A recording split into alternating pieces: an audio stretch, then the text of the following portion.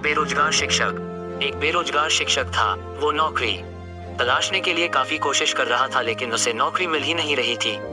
यह शिक्षक भगवान में बहुत आस्था रखते थे। अपने साथ कुछ अच्छा हो या बुरा, वो सारी बातें भगवान से किया करते थे। कुछ अच्छा होता तो धन्यवाद देते और कुछ बुरा होता तो भगवान से शिकायत भी करते। उनका अभी स्ट्रगल का दौर चल रहा था तो वह भगवान से शिकायत करते रहे थे। कहते कि भगवान, मुझे नौकरी क्यों नहीं दिलवाते हो, क्यों मुझे परेशान करते हो। थोड़े दिनों बाद ही शिक्षक को एक कस्बे में सरकारी नौकरी लगी। शिक्षक ने तुरंत भगवान को धन्यवाद दिया और उनका आभार माना। लेकिन दिक्कत यह थी कि स्कूल गांव में था और उनका रहने का इंतजाम कस्बे में किया गया था। उनके मकान से स्कूल तक का अंतर 5 किलोमीटर था।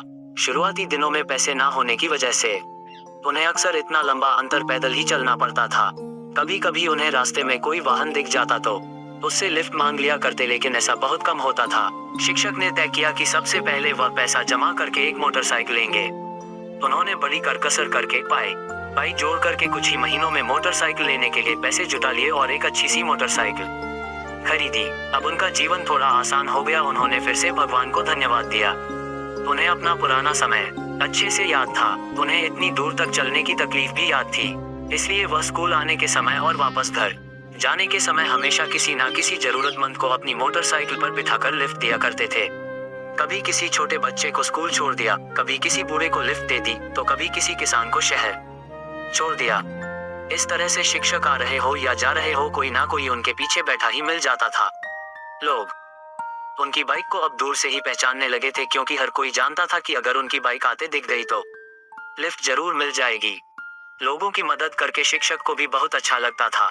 एक दिन शिक्षक स्कूल खत्म करके अपने घर को जा रहे थे। उस दिन कुछ ऐसा हुआ कि उनसे लिफ्ट मांगने वाला कोई भी नजर नहीं आया। आधे रास्ते तक पहुंचने पर एक आदमी ने उनसे लिफ्ट मांगी। शिक्षक ने तुरंत उस आदमी को बिठाने के लिए अपनी बाइक रोक दी। उस आदमी को बिठाकर शिक्षक अपने रास्ते चल पड़े।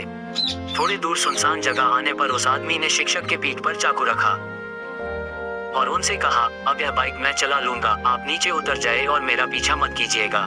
शिक्षक को लगा आज तो बुरा फंस गया। फिर भी शिक्षक ने कहा, दोस्त तुम चाहे तो यह बाइक ले लो, जहाँ जाना है चले जाओ, लेकिन इस बात का जिक्र कभी किसी से मत करना, क्योंकि इस रास्ते पर वैसे ही बहुत कम लोग गाड़ियों से जाते हैं और उनमें से भी बहुत कम लोग किसी को अपने साथ बिठाते हैं। अगर इस बात का पता लोगों को चल गया तो वे दूसरों को लिफ्ट देना बंद कर देंगे। उन लोगों का एक दूसरे पर से भरोसा उठ जाएगा। मैं भी इस बात का जिक्र किसी से नहीं करूंगा। शिक्षक की बातें सुनकर एक बार तो उस लुटेरे का दिल भी पसीज गया, लेकिन फिर उसने सोचा कि मैं कहाँ इसकी बातों में आ रहा हूँ। उसने बाइक ली और वहां से चलता बना।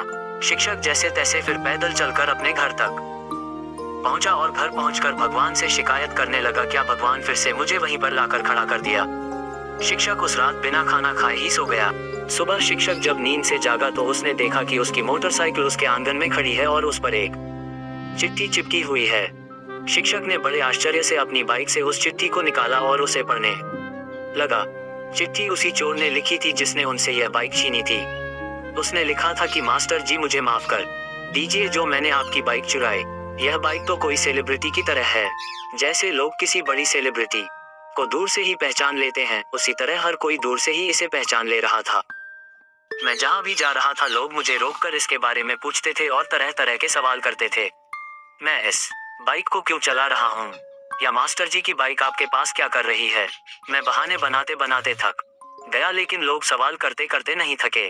मुझे पक्का यकीन है अगर थोड़े दिन यह बाइक मेरे पास रही तो मुझे जरूर जेल जाना पड़ेगा, इसलिए मैं यह बाइक आपको वापस लौटा रहा हूँ। चिट्ठी पढ़ते पढ़ते मास्टर जी की हंसी छूट गई और उन्हें यकीन हो गया कि उन्होंने जितनी भी भलाई की है उसका फल भी उनको भला ही मिला है। उन्होंने फिर से भगवान को धन्यवाद दिया और फिर से लोगों की मदद में लग गए। दोस्तों, यह कहानी हमें सिखाती है कि कर भला तो हो भला। दूसरों की मदद करेंगे तो भगवान भी आपकी मदद करेगा। दूसरों का भला करेंगे तो आपका बुरा कभी नहीं होगा। वीडियो पसंद लगा तो वीडियो को लाइक करें, शेयर करें और चैनल को सब्सक्राइब जरूर करें।